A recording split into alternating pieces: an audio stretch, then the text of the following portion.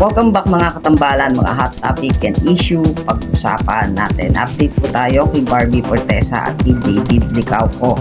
At naglabas nga po ang close-up ng naging pictorial nila David at Barbie Fortesa.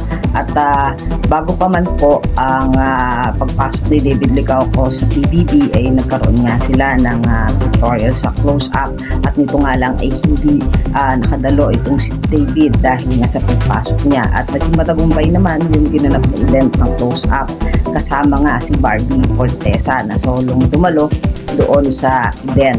At sa naganap nga ng photoshoot nila ni David at ni Barbie, hindi naman naiwasan ng dalawa ang naging kulitan nila doon sa close-up.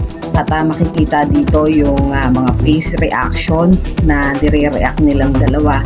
At kilig na kilig naman itong si Barbie kapag nagbibigay nga ng face reaction o itong si David sa kanya, na nakakatuwa nga dahil bukod sa pagiging malapit nila as a friend, sa love team, ay makikita yung spark doon sa dalawa na makikitang napakakulit at kilig na kilig doon sa isa't isa, na talaga namang nakakatuwa lang tingnan, na masaya lang yung tambalan o yung pagiging partner at love team ni David at Barbie Fortesa. Yan yung mga naging ganap doon sa naging pictorial at kulitan ni David at ni Barbie sa close-up. Mga update natin ngayon kay Barbie Fortesa at kay David Licauco. Kayo mga katambalan, ano ang masasabi nyo? Comment lang sa comment section at pag-usapan natin.